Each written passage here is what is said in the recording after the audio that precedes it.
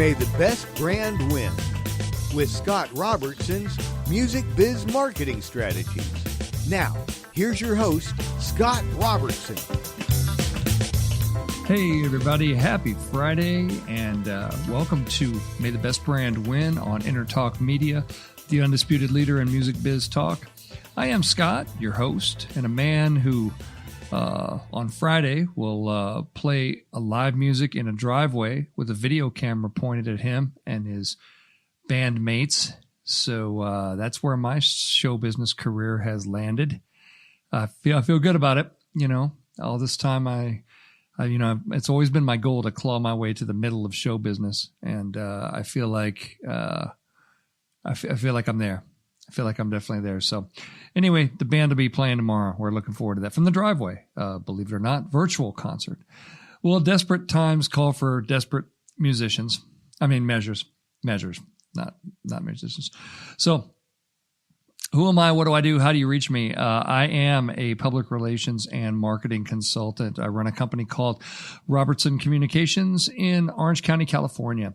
And the best way to reach me is to reach out on Twitter, at RobertsonCom, also Facebook.com/RobertsonCom, the website, RobertsonCom.com, 2 M's like communications, or you could send me an email to Scott@RobertsonCom, 2 M's like communications.com. I'm also a certified story brand guide, so I help companies these days create even better brand stories, content, website, wireframes, sales copy, public relations, all that fun stuff. Do all that. So you guys are smart. You've tuned into a good one.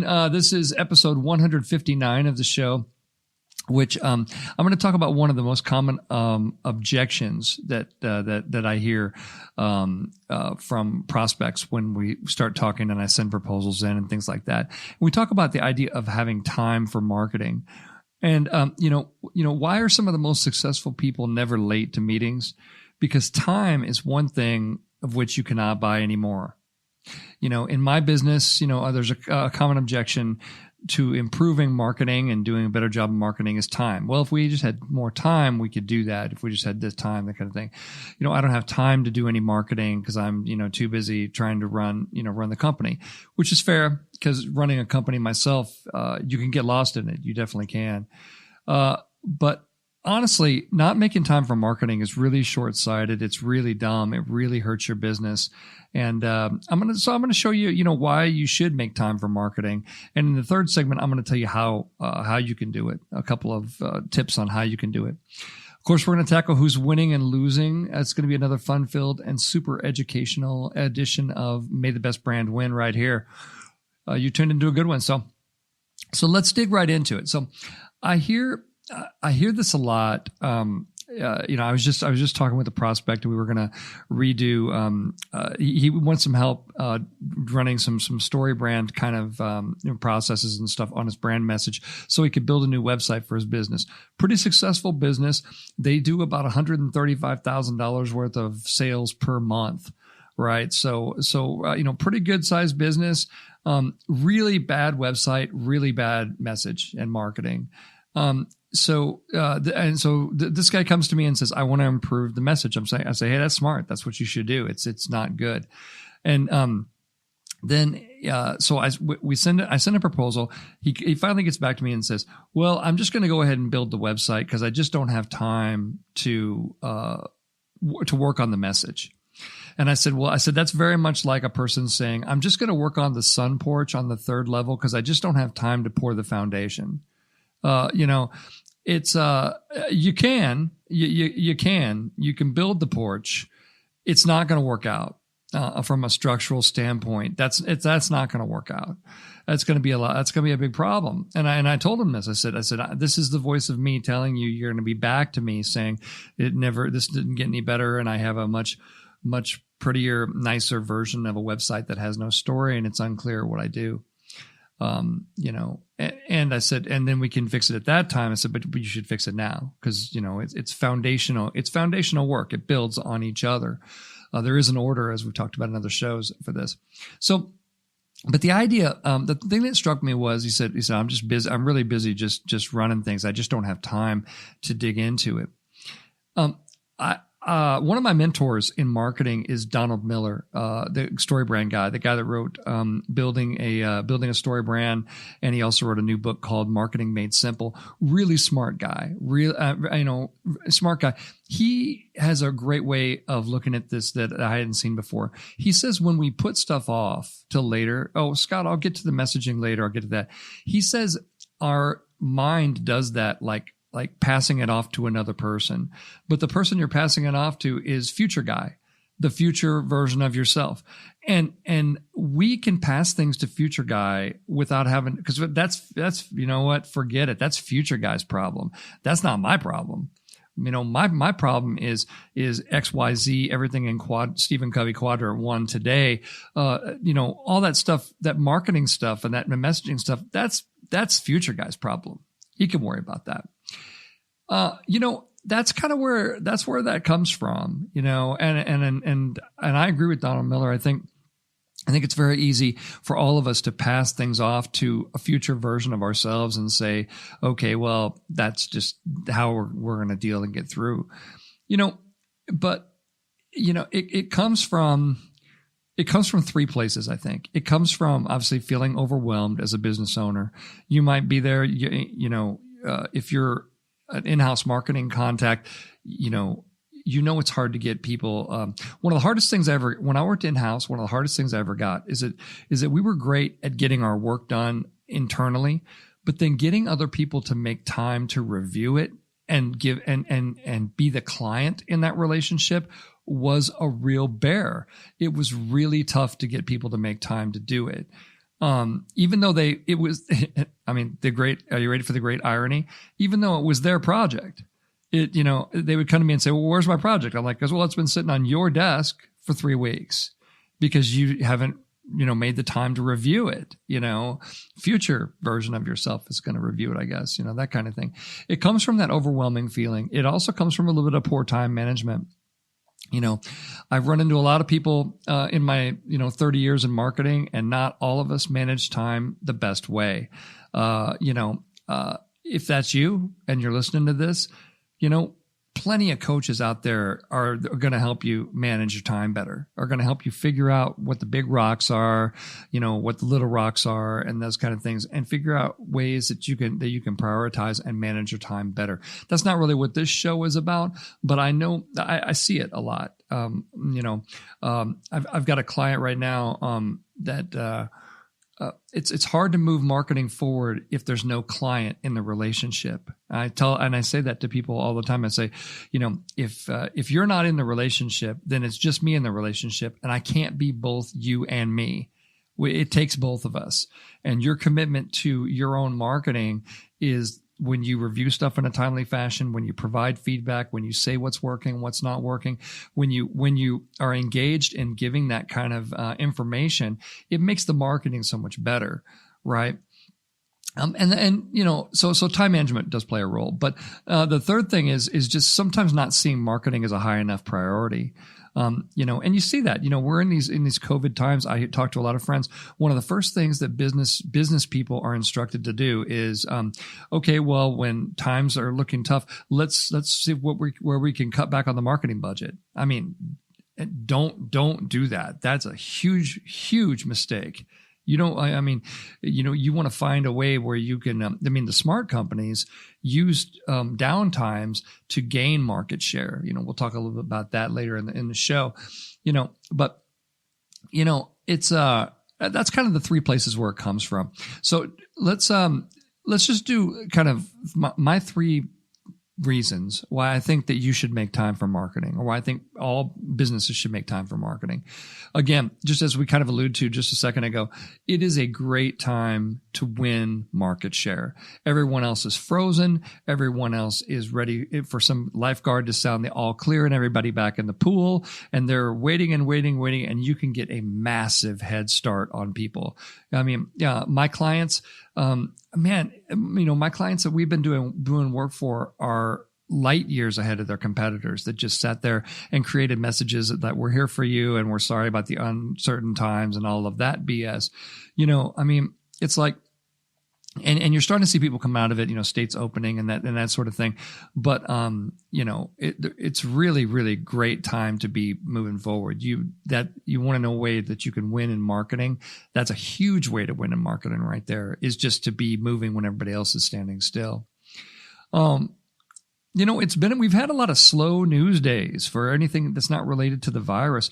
People are desperate to hear any sort of news that doesn't concern the coronavirus, which is a huge advantage to my public relations clients that are talking about, for example, one of my clients, BandLab, just reached 18 million users this week, right? They've grown 50%, in the last few months because people are home, they're under lockdown, they're making music, that kind of thing. We got good coverage everywhere on that story, and it really moved through social media well and everything, because it's not really about, the virus and that kind of thing. And I've been getting coverage throughout this whole thing from my clients that are, smart enough to continue with PR, because again, the news media still got to cover something, and why not us? We have stories. So, it's a great time to be, to be doing public relations. There's just a lot less competitors in the pool with you, I got to say. And the third reason that what you should make time for marketing is the fact that, there are big changes in how business is going right now. Like, big trade shows and events are being, shut down. There's no Summer NAMM this year. They're trying to work some of these virtual events, It's going to require new thinking to get our message out. How are companies in the music industry going to market if there's no NAMM show? How are you going to see your dealers? How are you going to let them know about your new products? How are you going to keep those relationships going? Those are the conversations that are going on, in boardrooms, all over the country, because, it seems like we're going to open up the country with a series of really dumb and overreaching and ridiculously unnecessary rules and regulations. And that's going to make doing business a lot harder. And certainly in some states. In California, we're going to lead the league in stupid in this. I mean, you can believe that. So it's like, but from a marketing perspective, you've got to think about how you're going to approach this, how you're going to get back going, how are you going to make up the sales that you may have lost? If you're an organization that manufactures in China, that's about to become really unpopular. China holds all the blame for the situation that has shut down the world. The world's looking at China going like they just farted in church. I mean, and everybody smelled it, and everybody's like, that's not cool. So if you manufacture your products in China and it says that on the box, you're in trouble. You're in big trouble. There's there's a huge wave in all these Facebook groups that I'm a part of. Reopen Orange County, Reopen California. And there's also one called Buy American. And really it's not just Buy American, but it's Buy Anywhere else but China, is what you're going to start to see. And so that needs to be thought through, and these great economic advantages that you used to have for manufacturing in China are going to have to be looked at through a microscope that says, well, the trade deal with China is different now, and the fact that it's going to be extremely unpopular to manufacture in China. So where are we going to make this stuff? And I would recommend that you look for a way to make it in the United States of America. I don't think, I don't think that's crazy. One of my first clients, Travis Perry from Chord Buddy, manufactured that Chord Buddy in Dothan, Alabama, and those were all American workers and American jobs. And I love that he did that. And people he was one of the first big deals on Shark Tank. And a lot of some of the sharks like Mark Cuban said, well, if you could make this for half the price and up your profit margin by 50% by made it in China. And Travis just looked back at him and said, yeah, but I'm not going to do that. That's not the right thing to do. These people need jobs, and I want to make this thing in America. That's what I'm talking about right there. That's what I'm talking about. So it's like we need to think about all of these decisions that we've had, and from a marketing perspective, and see how they might, affect us, moving forward in this. It's a good time to have those kind of conversations.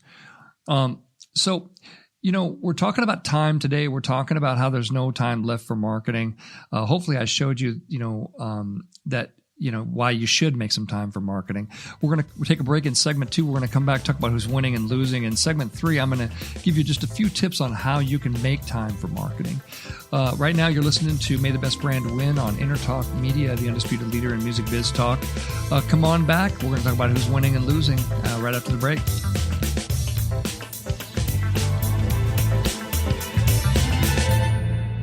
Hey, everybody. Happy Friday. You are tuned to May the Best Brand Win on Entertalk Media. I'm Scott, your host. We're talking about when there's no time left for marketing today. In segment 2 here, we're going to take a quick break and let's see what's going on in the news and who's winning and losing this week. Quite a selection, to be honest. Let's start with Chucky Cheese. So Chucky Cheese had what I would consider as a parent a bacteria problem before COVID-19. It just no parent of small children. We always took our kids to Chucky Cheese, but we always just sort of recoiled in terror the fact that they were playing in all these shared spaces with so many bugs, and so we ended up doing some serious Purell and hand sanitizer action after that. But Chucky Cheese has switched its name. Are you ready for this? Chucky Cheese has switched its name on Grubhub to Pasquale's Pizza and Wings. So the food delivery apps are the big thing, right? Obviously. And as the lockdown extends, customers are moving past their go-to restaurants and looking to discover and they're ordering meals from Uber Eats, Postmates, Grubhub, Seamless, that kind of stuff. But delivery app users on Grubhub noticed a restaurant called Pasquale's Pizza and Wings has the exact same location as the local Chucky Cheese. Same address as the once kid-friendly, bacteria-ridden party place. It has a completely different logo.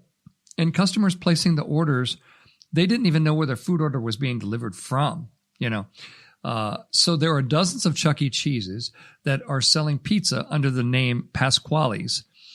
Customers reported on social media the unannounced name change in Philadelphia, in Oceanside, California, in Stokey, Illinois, and Denton, Texas. Are customers getting food from Pasquale's, or is it pizza from Chucky Cheese? That is a fascinating marketing strategy. Nobody's coming to Chucky Cheese. We're going to change our name and just put ourselves on Grubhub as some sort of new fictitious business that shares the same address as Chucky Cheese.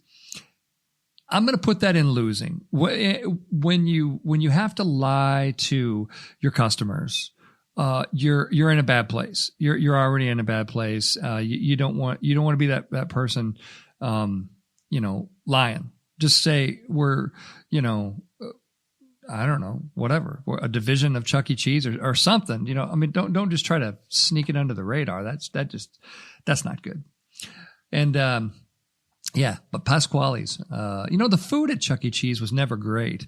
So, rebrand, unless they improve the food, you went there because there were kids' birthday parties there. It was kind of a way, when you have small kids and they're just running around, particularly like in places like the Midwest where it snows and you can't do anything with them. It's some place you can get out and take them somewhere. You know what I mean? And the struggle is real when you have those kind of kids, when you have kids that age. So anyway, I could see it, but I'm going to put that in losing. You don't want to lie to the customer. That's not a good call. Apple is, Apple's all kinds of winning all the time, but they have bought a virtual reality company in Orange County here called Next VR. I know the guys at Next VR, so it was kind of cool to see this news. There's a lot of virtual reality companies, vying for the title of the best. Next VR has some pretty cool stuff. Everything that I've seen from them is, I remember I went to an event and Next VR was showing a virtual reality game, and I put the headset on and you had to climb up a rope and go across a cliff and this kind of stuff. And their virtual reality was so powerful that it actually made me dizzy. it actually tricked my brain into thinking that I was actually hanging onto that rope. And I saw somebody after me that sort of let go of the rope or whatever. And your mind will create the sensation of your body falling. Because your mind can be tricked very easily if you have a sensory experience that's like that. So Next VR stuff, I tell you all that just to tell you that Next VR stuff is very, very good.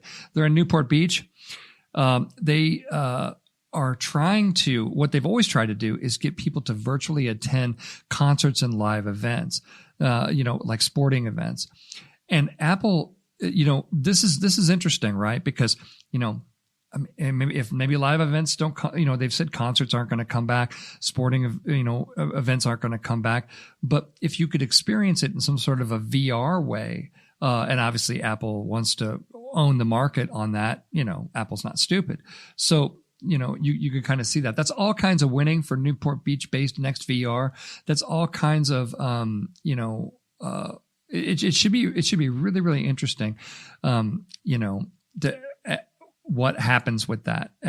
With an acquisition, you never quite know what's going to happen. When Facebook purchased Oculus, they really haven't done that much with Oculus except keep others from pushing it forward and losing their market share. Facebook, sometimes you do an acquisition like this just to make sure it doesn't blow up and replace you. And Apple could be looking at that too. Although they just also announced some kind of smart glasses I saw too. So that's kind of interesting. Anywho, there you have it. There you are. Let's move on. Well, I'm put that in winning, definitely. Oh, man. So let's talk about social media for a second. Last week's show, I talked out about social media, how not to get played by it.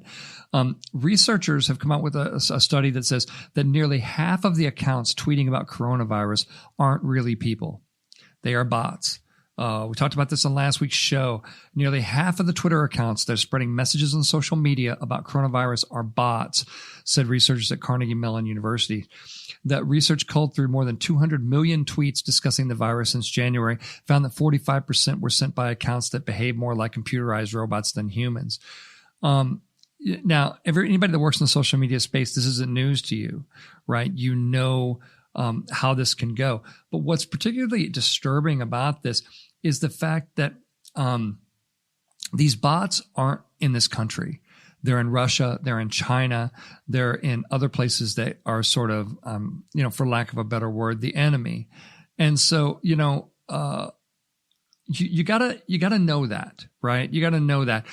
And if you're one of these people that sort of believes everything that you see on social media and believes everything you see in the mainstream media, you're going to have a really different picture of what's really going on in the world than what's really going on in the world. So as a marketer, really have your antenna up and realize that a lot of the data that we get back from Twitter and Facebook on this kind of engagement stuff, can really come from accounts that aren't really people. And thus, we don't care, gotta say. So that's all kinds of losing, I guess, for Twitter, and word of caution for all of us. Let's see. You know who's losing? Pop performer Jason Derulo recently must be bored. He recently tried to eat corn on the cob from a power drill. And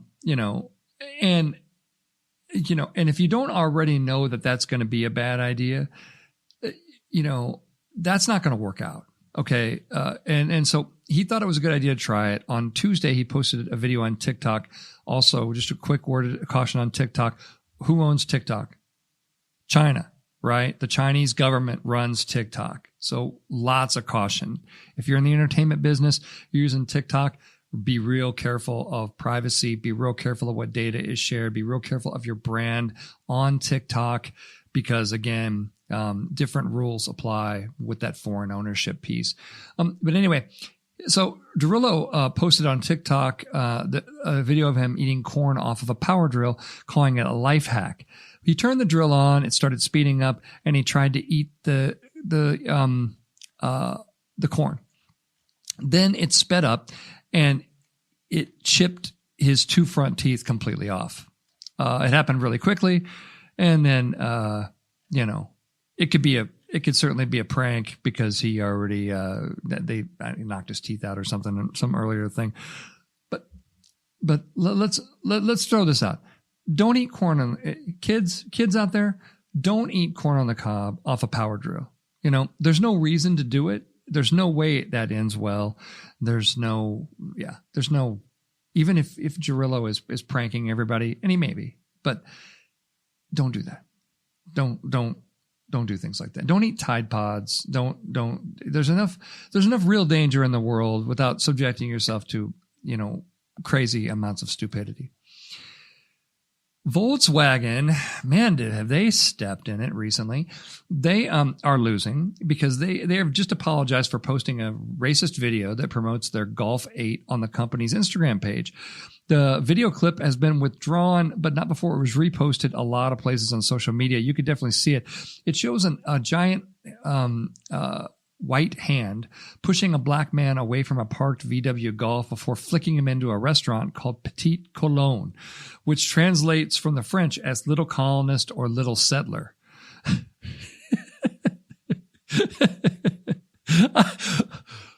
Okay, so here's the statement from Volkswagen.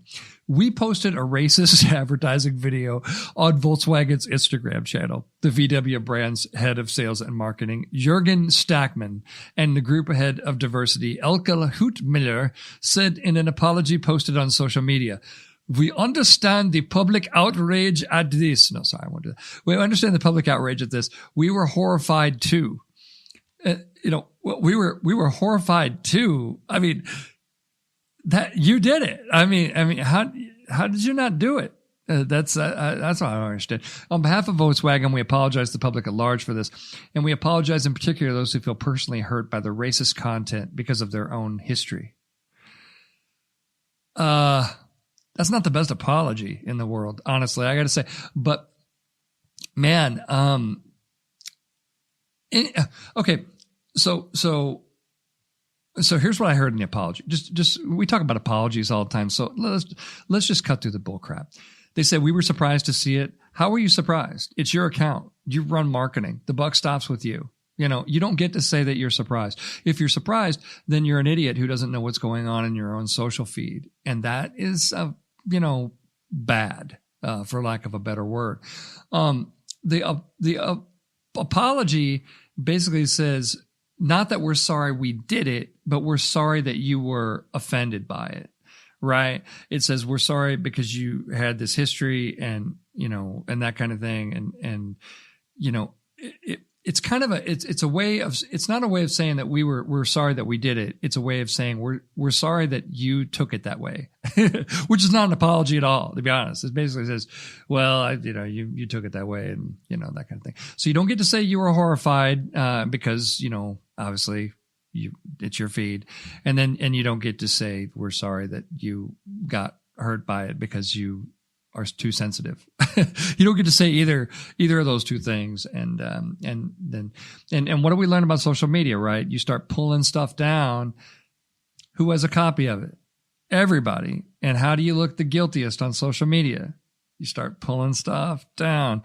A good time to remark on, I watched this crisis communications PR person once said, and they said, if you get caught in a crisis, the first thing that you want to do is pull everything down on your website that has to do with the crisis. That is as close to public relations malpractice as I've ever heard in my career. That is the absolute opposite of what you want to do. You do not want to be caught doing that. You do not want, people have screenshots of it. They have it somewhere else. There is no way to make something blow up and look more guilty than doing something like that. I was stunned in that room. It took me like 5 minutes before I could even speak, hearing that, because I thought I must have misheard it. And then I was just and then I asked a clarifying question of the speaker, and she said the same thing back. And I was like, and you do crisis communications for a living then? People pay for that, because that, don't. As an expert, don't ever do that. You get caught in a crisis. You tell the truth. You tell 100% of the truth. And I know you lawyers are out there and you're like, well, you'll tell 100% of the truth. Well, then we're going to lose for liability. If you don't tell 100% of the truth, you're going to get your ass handed to you in the marketplace. And that is not cool. Don't do that. Don't ever do that. Don't ever listen to experts who say you should do that. They don't know what they're talking about. They're going to get you burned to the ground. I mean, your brand, you're going to be on this show for sure. And you know what I'm going to say about it. So don't do that kind of stuff. Well, that's who's winning and losing this week, folks. Right now, you are tuned to May the Best Brand Win on Entertalk, the undisputed leader in music biz talk. Come on back. I'm going to give you a few tips on how to make more time for marketing. All right, we'll see you in a few.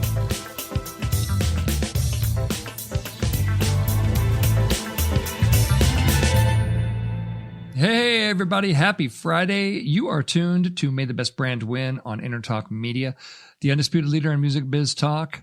I'm still Scott, still hanging out, talking about time. We're talking about time and how, to make time for marketing. So the first segment we talked about, what to do when, why you should make time for marketing. But then, like I said, not everybody knows, how am I going to do that? It sounds great, Scott, but how am I supposed to actually do that? Well, I'm going to give you 5 quick tips that are going to help you do it. Number 1, recognize marketing's priority for your business.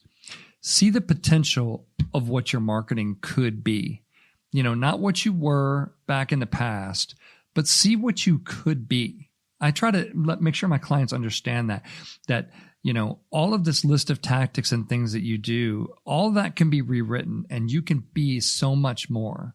You could be so much different and so much better than, in marketing than you probably are today. You just got to have the right mindset for it. So many meetings that I'm in these days, since I started my company, start off like this. Well, the last couple of companies I worked with in marketing, they promised me a lot of stuff. They promised me I'd grow my business. They promised me, I could do things, and then they didn't deliver. And my marketing, wasn't that much better, and I really didn't feel, good about it. And I ended up firing them, and then I had to pay them, 12 months for a contract that I didn't want, and this kind of thing. I mean, I always have to hear people's marketing screwed me over stories. And I will tell you, in the history of me running my company, none of my clients have that story to tell. They really, really don't. That story ends with me because we do things the right way. We have messaging.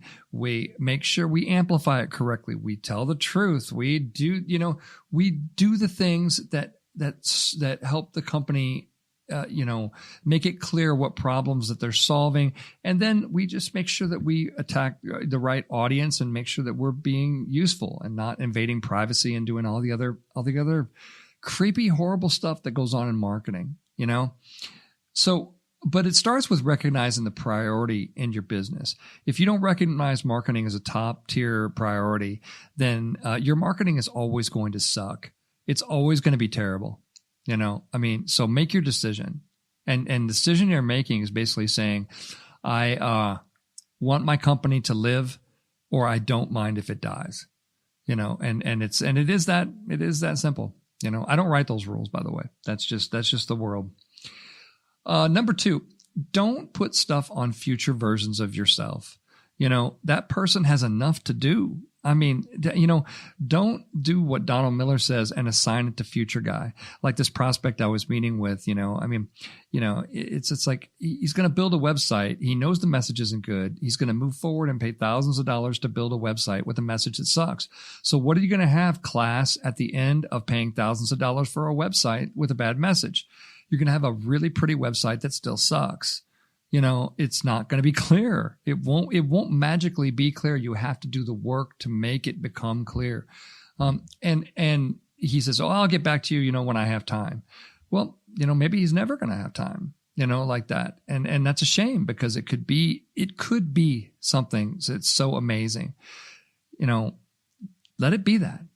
Do the work in the right order, by the way, in the right order. Good Lord. So make sure you don't put stuff on future you. like I said, that person's already got a full to-do list. Number 3, outsource. Oh my God. I mean, my business is successful because I make entrepreneur and small business owners' lives easier. I handle all the stuff so they don't have to handle as much. They do have to still be part of the relationship. They have to tell me what's working. They have to, we're still in a relationship together. You can't just assign it to a company like mine and say, well, we're done now. And Scott is going to make sure it's, it flies on its own. It doesn't work that way. It's never worked that way. It's not ever gonna work that way. It's a two-way relationship. Anybody that comes in and says, well, I can run marketing and you don't have to be involved. I mean, that's somebody who doesn't care about your business. That's somebody that doesn't mind being another story, another sad story that you're going to end up telling about a marketing company that screwed them over. Don't be that. Don't let yourself do that. But take advantage of outsourcing. You can hire my firm. You can hire my firm and get me working on your stuff, making it incredible, reminding you to do things, cracking that whip, getting stuff done, executing, doing the execution. And it can be, you can hire, I coach a lot of companies and I give marketing coaching to them and make sure that they don't do anything that ends up on the losing list. You know what I mean? Things like that. Absolutely. So make sure that you take advantage of the fact that there's help out there. If you don't outsource to me, there are lots of companies that you can outsource to effectively, and make sure you do it. Nobody expects a business owner or an entrepreneur to be able to do everything themselves, but, make sure you're wise enough to bring in the help that you need. Number 4, just move forward, execute a little bit every day. It doesn't have to be like, oh, well, Scott, I don't have 4 hours to work on marketing today and I don't have this. It doesn't have to be that. Do you have 25 minutes? That kind of thing. I play video games and, sometimes these maps of video games where you're trying to conquer different areas, they'll say at the beginning, they'll say, well, the enemy, owns this particular territory and it's 100% in their territory. But it's like, do you know how you get it to become your territory? You start doing missions in that little land, right? And then pretty soon it'll say, oh, this territory is now 50%, the enemy and 50% you and that kind of thing. But the way that you get it down to 100% you and 0% the enemy is a little bit each time. You don't ever do that with one action. It's a little bit of positive execution every single day, moving things forward, execute a little bit every day. And you can do it. You absolutely can do it. And then just, another way that you can make time for marketing is just realize that marketing is really fun. When you do marketing the way that I do marketing, it's really creative. It's really fun. This is where you want to be spending some of your time, versus other things I know that are have-tos when you run a business like taxes and legal and HR and privacy and, what's going to be our, employee relations policy and all those kind of things and employee benefits and those things are necessary. Those things are very necessary. But marketing is fun. It's not just necessary, but it's super fun. So let's spend our time working on it and making it incredible and making it fun. That's what we do. So what have we learned today? We learned that we have to make time for great marketing. Not every company has great marketing, and it's a shame because all of you could. In this post-COVID age, the companies who communicate the best, educate the best, and connect the best will be the brands that win, and everybody else will just confuse and lose. Make your choice. Make your choice, right? And I'll see you out there. That's it from me. We'll see you next week with another, what I will call, amazing broadcast. And don't forget, my band's playing tomorrow night live from the drummer's driveway. So that should be a lot of fun. My band 5 South, by the way. Just go to facebook.com/5 South. You can see this marketing guy leading that band from a driveway, which is not something that you see every day. So anyway, have a good one. Rock and roll. Bye-bye. Peace.